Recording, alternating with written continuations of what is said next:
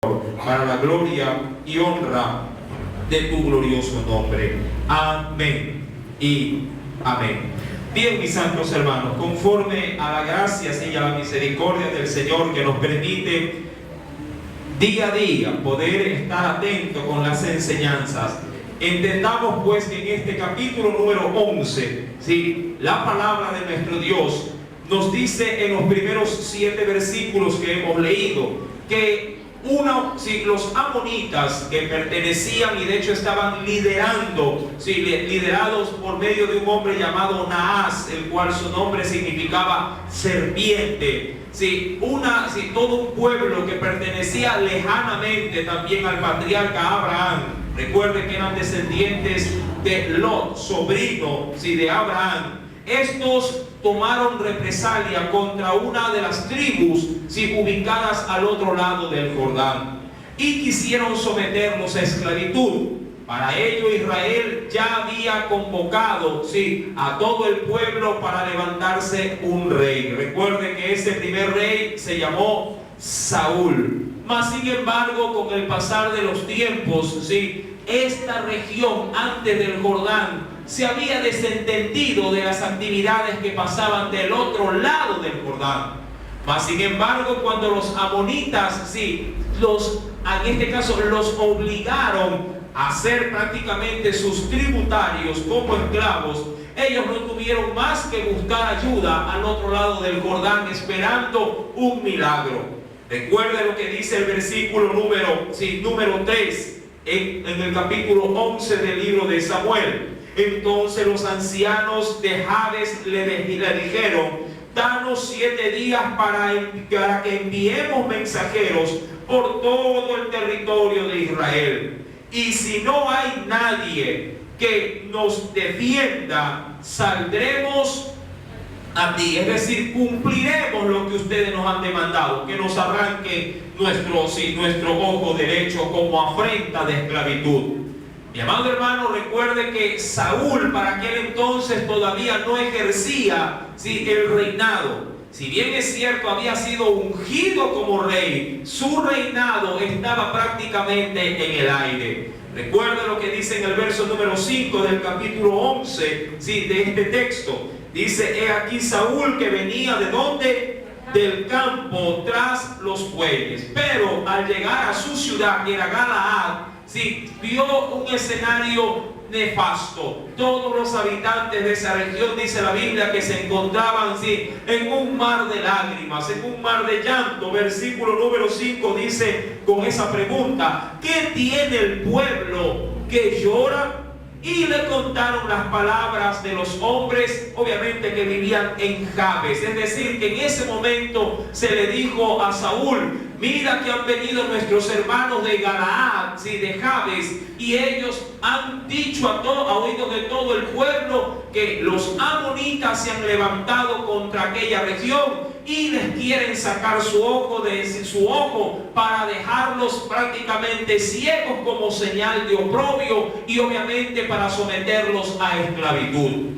Mi amado hermano, en el versículo número 6, tal cual como lo hemos leído, Saúl, al enterarse de esa situación, recibió de parte de Dios, dice la Biblia, el poder del Espíritu Santo, del Espíritu de Dios, el cual, sintiendo, diríamos así, la unción del Señor, se encendió, dice la Biblia, en ira. Recuerde usted la enseñanza pasada que se hablaba de un coraje santo, entre comillas, claro está, ¿no? O de una ira santa. Sintió de alguna manera amargura de parte de Dios en su corazón al ver el maltrato que habrían de recibir sus hermanos. En el versículo número 6 y 7 se menciona de que Saúl toma como a manera de un simbolismo, toma 2 bueyes de los cuales él mismo había estado utilizándolos en el campo para arar, los despedaza y los reparte con mensajeros a toda la región de Israel. ¿Cuál era el fin de esta situación? De tratar de apercibir al pueblo de que si no salían ellos con él a la guerra, correrían esa suerte. Mi amado hermano, sé muy bien que esa medida no fue de pronto, si la más acertada, fue algo muy, diríamos así, muy duro de asimilar, pero él quería unificar al pueblo para poder pelear en contra de sus enemigos. ¿Qué podríamos extraer de lección de esa enseñanza pasada? Que el creyente, mi amado hermano, frente a las situaciones difíciles, frente a las circunstancias adversas, no puede echarse a llorar o cruzarse de brazos. Mi amado hermano, si algo el creyente tiene, diríamos a su haber, es cada día luchar por las bendiciones que el Señor tiene para nosotros. No en vano la Escritura nos dice que nos esforcemos y que seamos valientes. Bueno, eso para cerrar, diríamos, la enseñanza del viernes anterior. Pero entremos en materia de estudio en esta noche. Versículo número 8. Primera de Samuel, capítulo número 11, verso número 8. Leamos, por favor. Y los contó, es decir, hizo un censo, en una región llamada Beset. Y fueron los hijos de Israel, ¿cuántos? 300,000, y aparte 30,000 los hombres de Judá. Es decir, que ellos fueron los que aportaron con mayor cantidad de voluntarios para la guerra. Versículo número 9. Y respondieron a los mensajeros. ¿A cuáles mensajeros? A los que habían enviado, ¿quiénes? Los ancianos que vivían ¿en dónde? En Jabes de Galaad. Recuerde que ellos se tomaron 7 días para buscar ayuda en medio de la nación de Israel. Y a esos mensajeros, luego de que convocaron a una fuerza descomunal de soldados, le mandaron a decir a los ancianos de Jabes lo siguiente. Versículo número 9.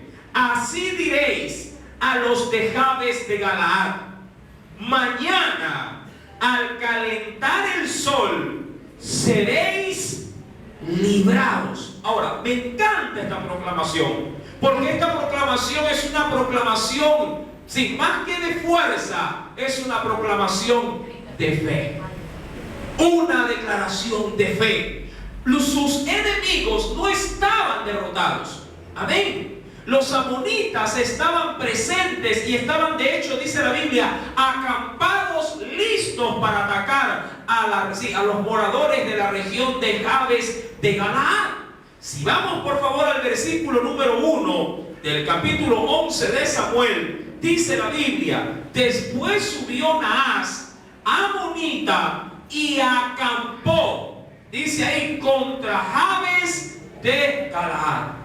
No lo habían siquiera sitiado, no los habían derrotado, pero ellos tuvieron, en este caso el mismo rey Saúl tuvo tal conciencia de fe de que su Dios estaba con él, que de manera anticipada estaba proclamando la victoria. Recuerde lo que dice el versículo número 9: mañana, al calentar el sol, seréis librados. Es decir, antes de que el día empiece, cuando el sol esté recién calentando la tierra, es decir, en las primeras horas de la mañana, ustedes van a recibir libertad de aquellos que lo quieren oprimir. Mi amado hermano, esta declaración de fe, si bien es cierto, y si pudiera llegarse a malinterpretar en la actualidad, porque cualquiera podría decir: hermano, confiésalo, que de seguro que si lo confiesa el problema va a desaparecer. No, esto no tiene esa connotación. Recuerda, mi querido hermano, que esta proclamación que hace Saúl no es una proclamación emocional, no es una proclamación de la emoción, del fulgor, del ver la gente. No. Recuerda lo que dice, y por eso, si tenemos el contexto bíblico, recuerda lo que dice el verso número 6. ¿Qué dice el verso 6? Al oír Saúl estas palabras, ¿qué palabras? Los enemigos habrían sitiado a los de Jabes. Al oír estas palabras, el Espíritu de Dios vino sobre él con poder, y él reaccionó tal cual como ya lo hemos analizado, con gran ira, pero no por el pueblo ni por el espíritu, sino por los enemigos. Mi amado hermano, la proclamación que hace Saúl más adelante en el versículo número 9 no es una proclamación, vuelvo y repito, emocional. Es una proclamación, diríamos, de la acción que el Espíritu de Dios hace en el corazón de este hombre llamado Saúl. Recuerde que él había sido llenado del poder de Dios y guiado por el Espíritu, declara de que habría de Dios de concederle la victoria en su nombre. Y eso es muy diferente a hacer, diríamos, una confesión positiva para recibir las cosas. Mi amado hermano, eso es un evangelio totalmente diferente al evangelio que la palabra de Dios nos presenta. Esto no se trata de decirle a las cosas, ¿no? Que de pronto en nuestra emoción, di que no va a suceder y vas a ver que no va a suceder nada. No, tengamos cuidado. Si usted no es guiado por el Señor, no está bajo el régimen del Señor, si algo, mi querido hermano, usted ve que se le avecina y está, por ejemplo, en desobediencia, de seguro el castigo le va a llegar. Amén. Por más que lo confiese, por más que se pare de cabeza, por más que ore, si usted está en desobediencia, no necesita apartar el castigo porque lo confiesa. Lo que necesita apartar de su vida es el mal camino que lleva para que la gracia y la cobertura de Dios lo guarde y lo defienda. Amén. Eso es otra cosa. No tratemos de espantar los males o los castigos divinos porque confesamos algo diferente. Mi amado hermano, si el pueblo, a la verdad, vive conforme al orden de Dios, no importa si lo confiese o no lo confiese, Dios se encarga de guardar a su pueblo. Amén. Cuando el pueblo vive en obediencia. En ese sentido, Saúl hace una declaración de fe y le dice a los mensajeros: mañana al calentar el sol seréis librados. Y vinieron, dice la Escritura, los mensajeros y lo anunciaron ¿a quiénes? A los de Jabes, los cuales, ¿qué hicieron al escuchar la noticia, mi querido hermano? Se alegraron, obviamente, porque tuvieron la esperanza que ellos, recuerden, nunca pensaban obtener. Usted recordará que en la primera enseñanza que dimos del capítulo 11, ellos no habían actuado de esa misma manera cuando los convocaron ¿a dónde? A la guerra para pelear contra ¿quiénes? Estoy tomando la lección. Contra los de Benjamín, que habían solapado a un grupo de personas de esa tribu para que se comportaran como se comportaron los de Sodoma y los de Gomorra. ¿Se acuerdan? Ellos no habían sido recíprocos con sus hermanos, pero ahora el pueblo le estaba prácticamente dando una bofetada con guante blanco, demostrándoles que ellos no le estaban pagando con la misma moneda. El pueblo se había unificado y estaba listo para defender a esta tribu de Israel. Versículo número 10. Y los de Jabes, recuerde que tenían que dar una respuesta. ¿A quiénes? A los amonitas. En este caso a Naas. Versículo 10. Y los de Jabes dijeron a los enemigos: mañana. Miren que no le hablan, diríamos así, más allá del tiempo que recibieron en promesa que habrían de ser libertados. Amén. ¿Qué le había dicho Saúl? Mañana, antes de que caliente el día, ustedes serán librados de sus enemigos. Y ese fue el mismo plazo que les dio, que les dieron los ancianos a estos enemigos, diciéndoles, verso 10, mañana, ¿qué le dijeron? Saldremos a vosotros. ¿Qué es lo que le estaban tratando de decir a los enemigos? Mañana nos vamos a rendir. Recuerde, mi amado hermano, en el versículo número 3, en la parte final donde dice: danos 7 días para que enviemos mensajeros por todo el territorio de Israel. Y si no hay nadie que nos defienda, saldremos a ti. Es decir, para que hagan con nosotros lo que ustedes han dicho. Verso número Verso número 10. Mañana saldremos a vosotros para que hagáis con nosotros, ¿qué cosa? Todo lo que bien os pareciera. ¿Y qué querían hacerle estos? A los de sacarle los ojos. Amén. Tremenda, mi querida hermana, sí, tremenda situación que vivió el pueblo. Versículo número 11. Pero ¿qué aconteció?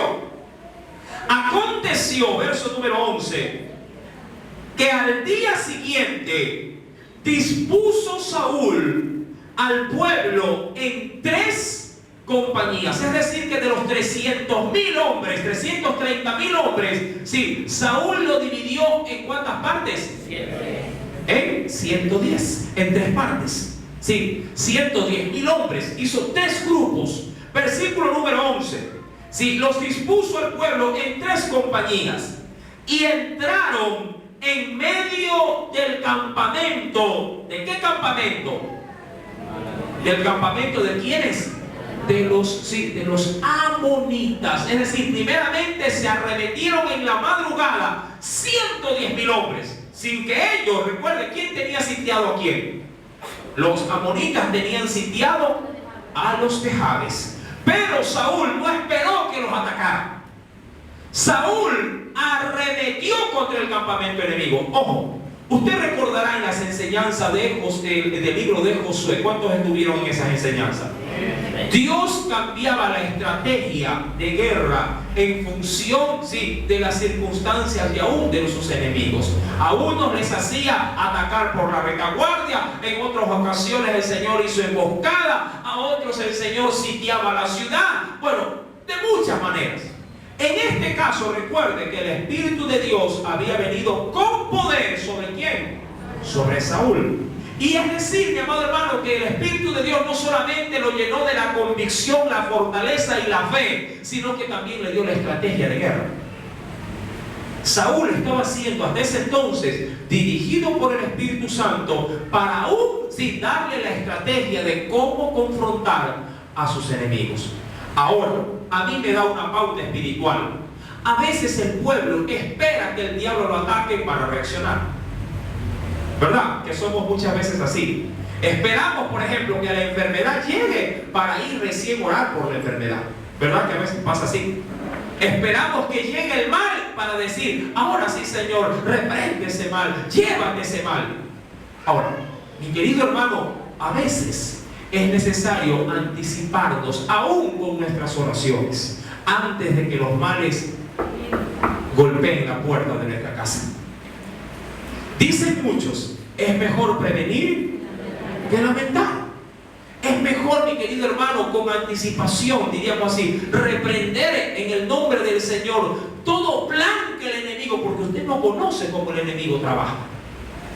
A veces nos enteramos cómo trabaja el enemigo, pero cuando ya lo tenemos encima de nosotros, y ahí la batalla se hace más difícil. Amén. Saúl sabía, para diríamos así, escenario de guerra, Saúl sabía, dirigido, claro está, por el Espíritu de Dios, que había venido, recuérdelo, con poder, que él no se tenía que sentar a esperar el ataque de los amonitas. Él, mi amado hermano, se apercibió por ese espíritu que había venido sobre él, que él tenía que atacar a sus enemigos y no esperar lo que ellos los confrontaran. Y a veces así nos toca a nosotros. Yo sé que a veces debemos de cruzarnos de brazos y esperar que todo, mi amado hermano, venga delante de nosotros y que Dios haga algo especial o algo sobrenatural para que deseche a aquellos que quieren nuestro mal. Pero a veces Dios también en su estrategia nos apercibe para nosotros, diríamos así, dar el primer paso.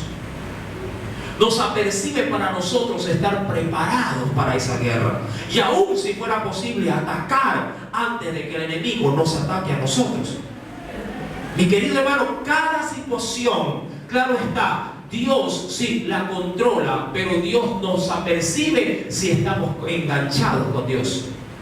Si estamos despreocupados y estamos a nuestra suerte, mi amado hermano, siempre nos agarrará con descuido cualquier acechanza del enemigo. Siempre. nos va a agarrar descuidado, nos va a agarrar, diríamos así, con la guardia baja. Y cuando estamos, si tomamos un ejemplo, como lo hacen en los boxeadores, si usted baja la guardia, ¿qué hace el enemigo? Lo noquea, ¿verdad? ¿Usted no se ha dado cuenta que las malas noticias a veces golpean, sí, diríamos de frente, y nos provocan un daño mayor sin darnos cuenta? Dice, ay, yo no sabía que no estaba yendo al colegio.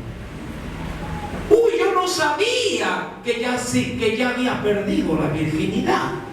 Yo no sabía que me estaba engañando. Todo el barrio lo sabía, menos usted. ¿Sí? Todos lo sabían, menos usted. Y esos golpes duelen más. Mi querido hermano, es mejor en ciertas ocasiones caminar, diríamos así, sí, muchos dicen a la defensiva. A veces hay que caminar a la ofensiva. A veces hay que anticiparnos. Usted no necesita que del colegio, por ejemplo, voy a tomar simplemente una referencia. Usted no necesita, por medio de un papel, déjeme ver que se le vean las letras. Ahí. Usted no necesita un papel del colegio diciéndole, señor fulano de tal, se lo convoca a las 3 de la tarde, sí, la directora. Cuando usted recibe una notificación, ya como esa, usted en ese momento, ¿y qué hiciste? Clarito que lo coge a esos muchachos, ¿verdad? ¿Qué hiciste? ¿Qué has hecho? No hice nada. Pero uno conoce a sus hijos. Y dice, no, tú hiciste algo, por algo me mandan a llamar. ¿Verdad que es así?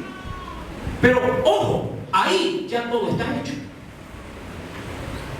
¿No sería de pronto mejor que usted, sin recibir notificación, mañana, el lunes, le haga una visita sorpresa al colegio y le pregunte al director, le pregunte al inspector o a la rectora, oiga, ¿cómo va mi hijo?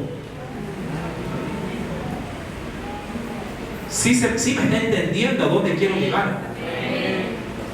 ¿No será mejor, mi querido hermano, doblar desde ya nuestras rodillas y decir, Señor, desde ahora dame fuerza, desde ahora prepárame, desde ahora dame las destrezas y las habilidades espirituales para poder confrontar y, si fuera posible, adelantarme a cualquier plan del enemigo? Eso es lo que hace, mi querido hermano, el Espíritu cuando viene sobre nosotros con poder. Y Saúl aprovechó muy bien la dirección del Espíritu. Separó de manera estratégica el campamento de sus soldados. ¿En cuántas agrupaciones? 3. Es decir, que mandó primeramente, ¿cuántos? 110,000 soldados. Y luego va a atacar con un segundo golpe, y si acaso se levanta con un tercero, lo aniquila. Mira lo que acontece. Verso número 11. Aconteció que al día siguiente dispuso Saúl al pueblo en 3 compañías y entraron en medio del campamento. Mire, estos no fueron ni por la mitad. ¿Por dónde entraron? Por en medio.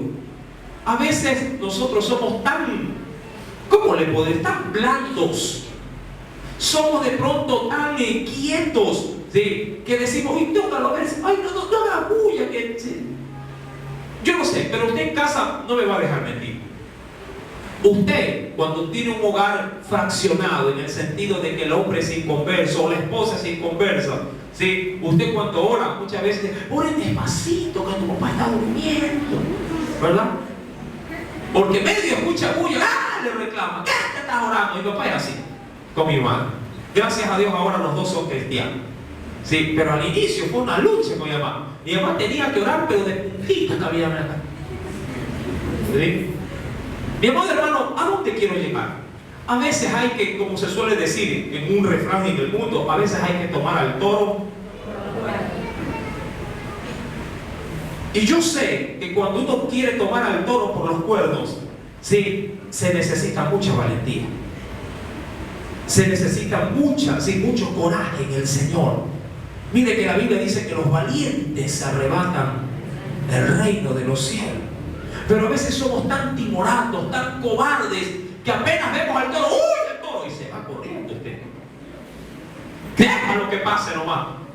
Mi amado, hay ocasiones en que usted debe hacerle frente y ponerle un paje, decirle basta basta de tanta ofensa, basta de tanta humillación. Yo soy un hijo, yo soy una hija de Dios. A mí me vas respetando. Amén.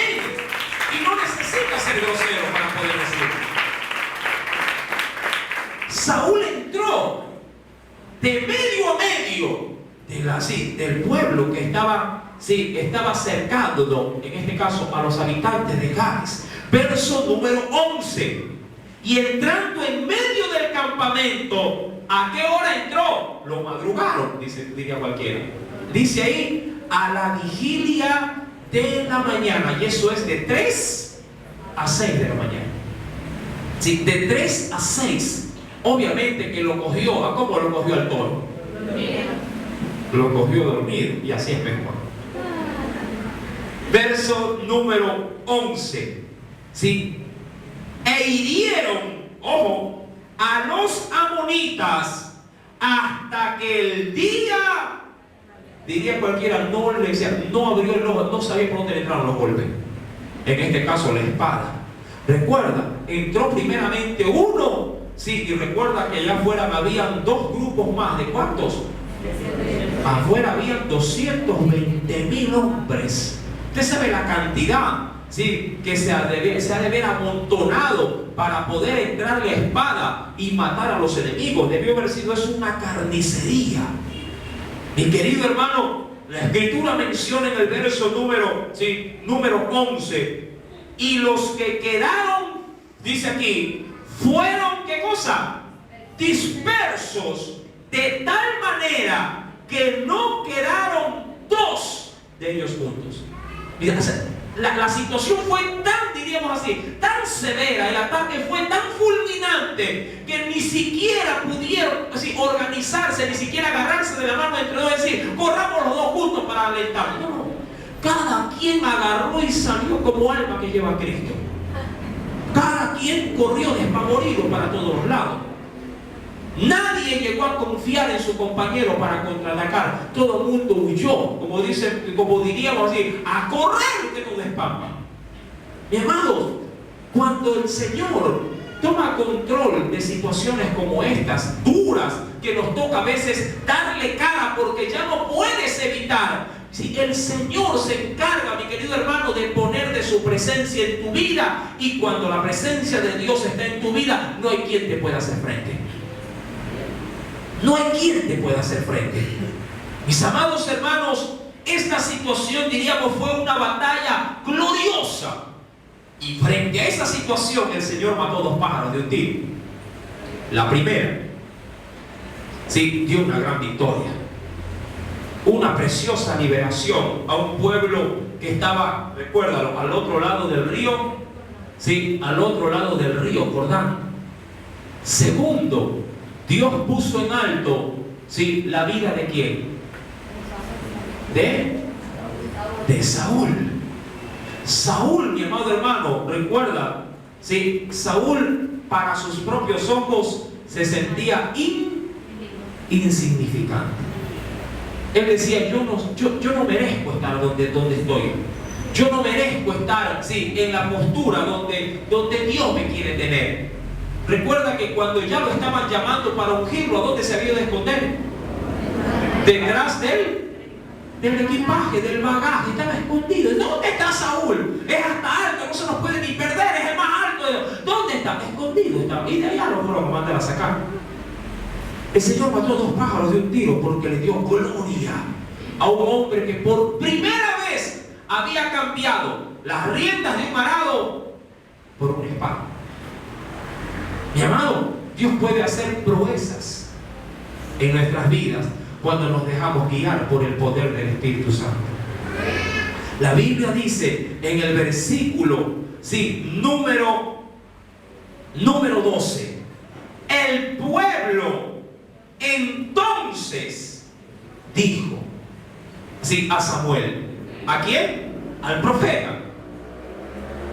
¿Quiénes son los que decían, ¿ha de reinar Saúl sobre nosotros? Danos esos hombres y los mataremos.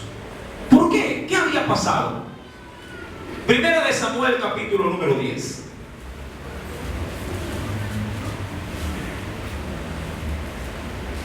¿Tienes? Versículo número 22 en adelante. Primera de Samuel, capítulo número 10, versículo 22 en adelante. Preguntaron pues otra vez a Jehová si aún no había venido allí a aquel varón. Estoy hablando de Saúl, que lo habían ungido como rey. Y respondió Jehová: he aquí que él, hablando de Saúl, está escondido entre el bagaje. Verso 23. Entonces corrieron y lo trajeron de allí. Miren el escenario. Hay 12 tribus, miles, millones, esperando un rey. Hay un profeta delante de todo ese pueblo que los ha convocado, porque en ese día lo iban a ungir como rey. Entre ellos habían ancianos, había hombres de guerra, por supuesto.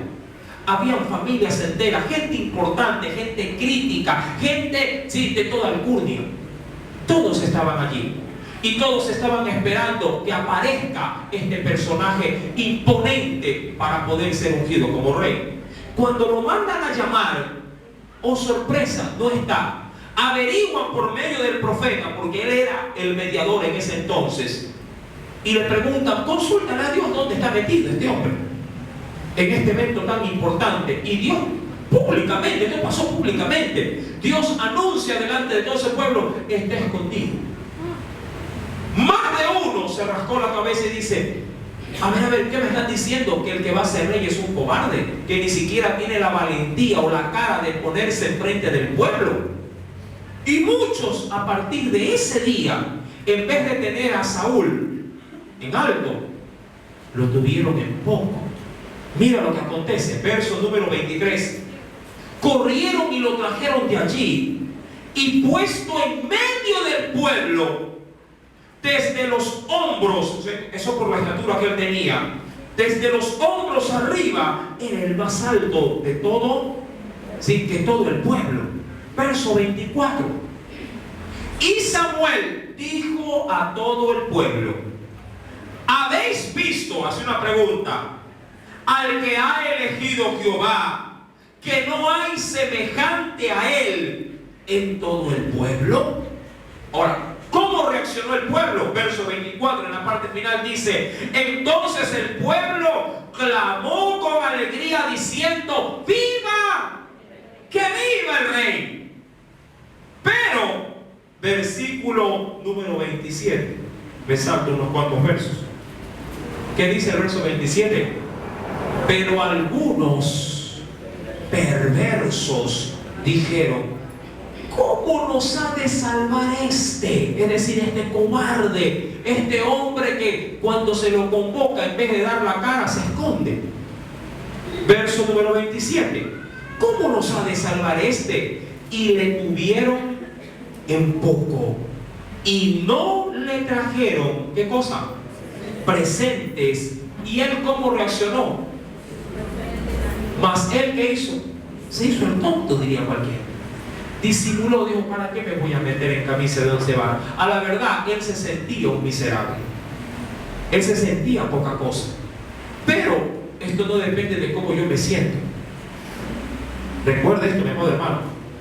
Dios no depende de tu, diríamos así, de cómo te levantas para poder Él glorificar su nombre en ese día.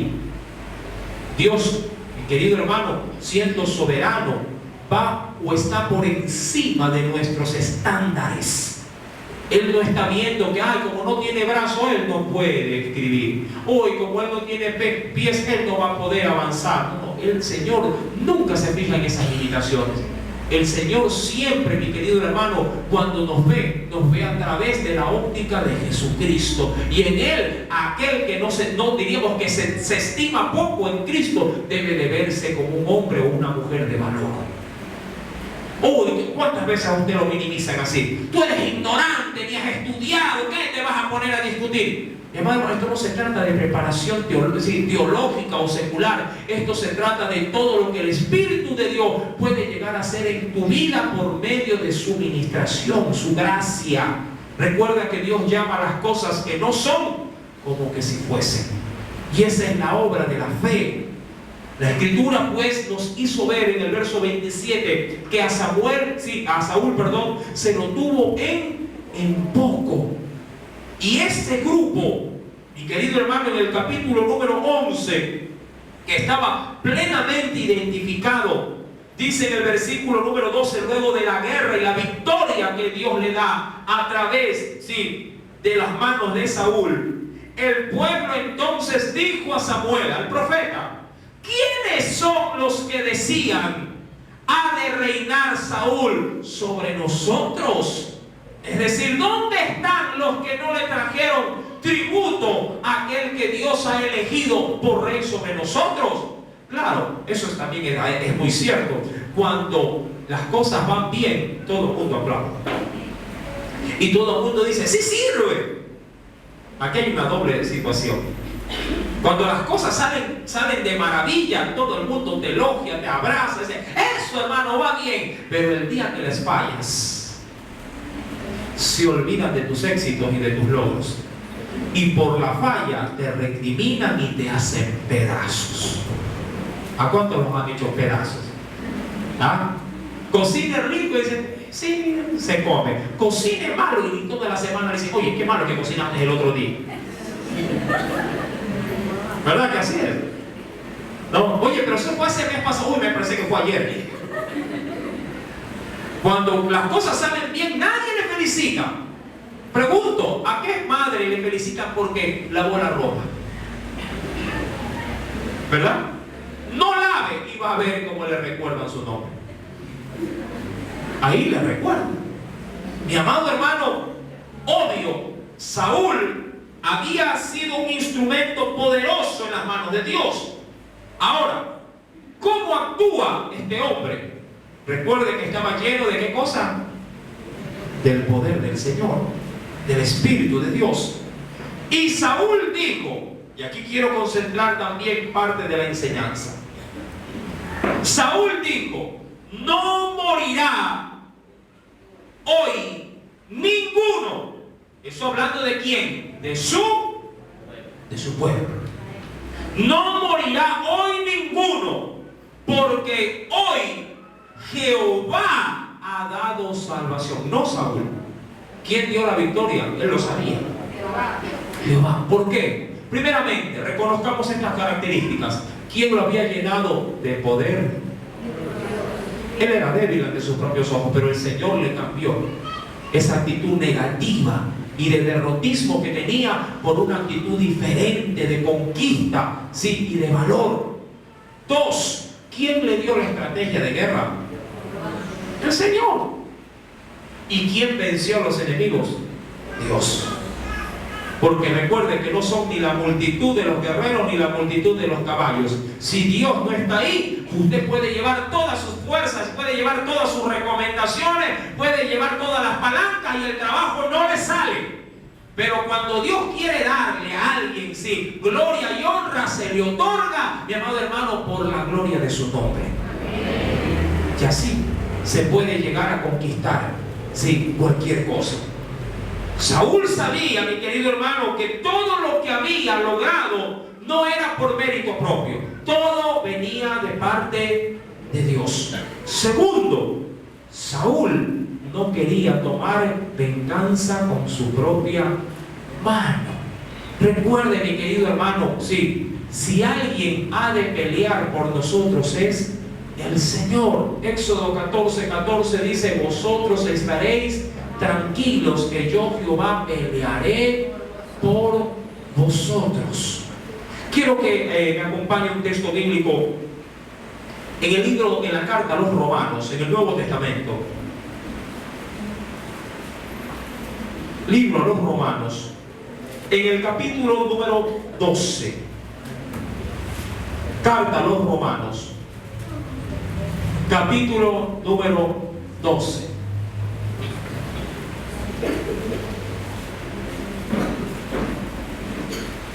luego de Hechos de los Apóstoles. ¿Lo tiene?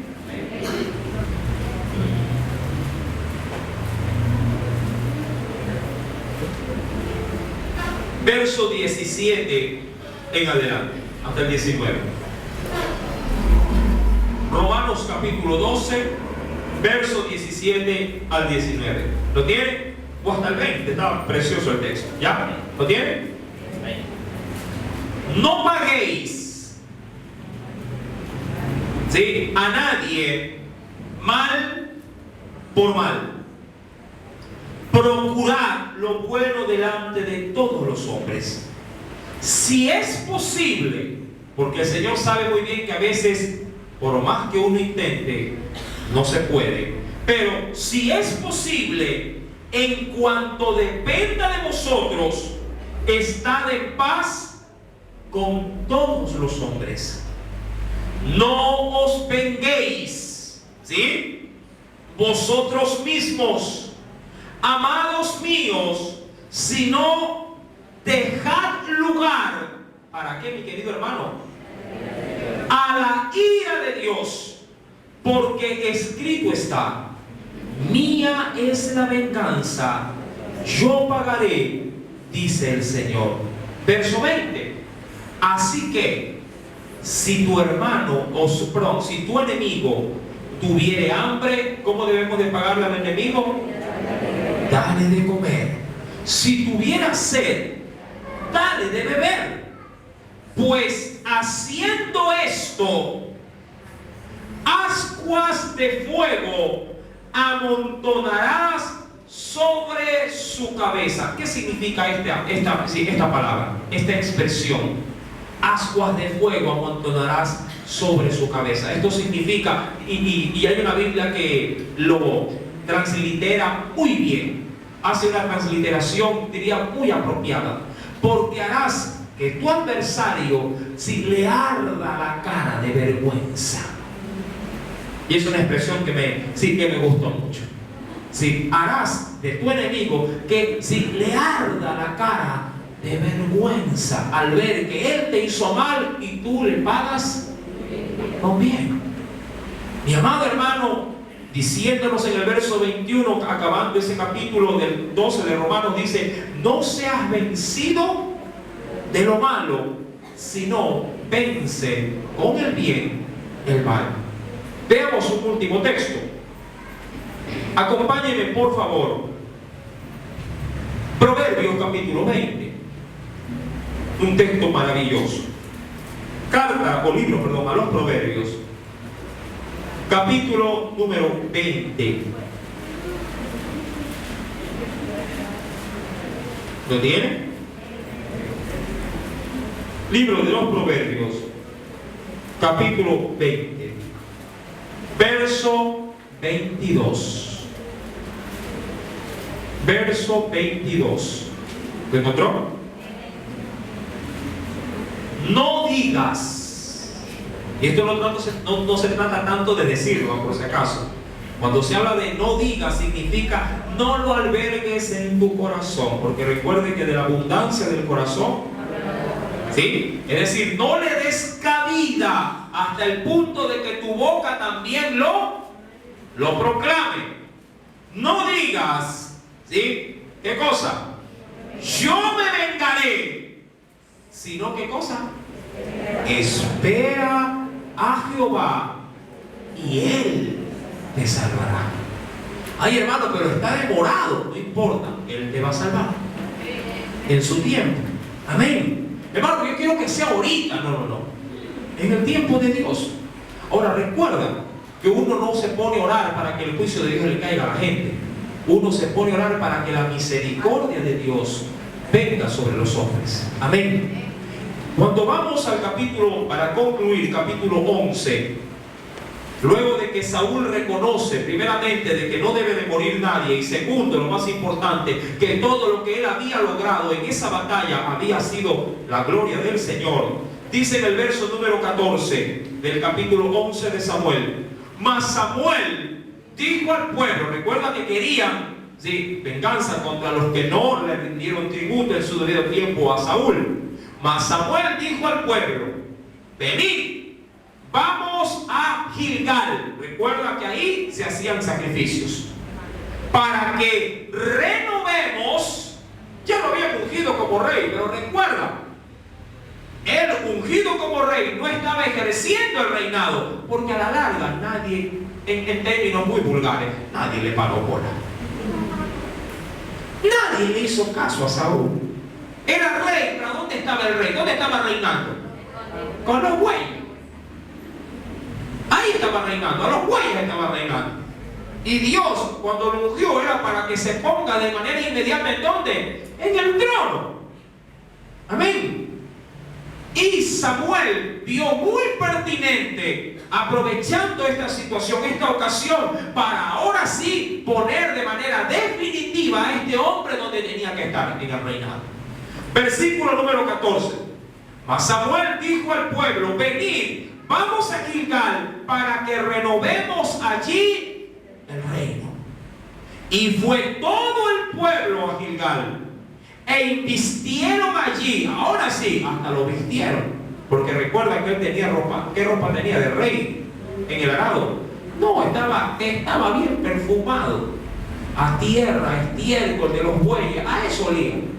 Verso número 15. Y fue todo el pueblo a Gilgal e invistieron allí a Saúl por rey delante de Jehová en Gilgal, y sacrificaron allí ofrendas de paz delante de Jehová, y se alegraron mucho allí Saúl y todos los de Israel. Amén. Qué preciosa, mi amado hermano, sí, es este pasaje que nos ilustra y nos enseña cómo debemos de confrontar también cada circunstancia en nuestra vida. Amén. Si el Señor ha hablado a tu corazón, dale una fuerte ofrenda de aplauso a ese Dios maravilloso y de gracia.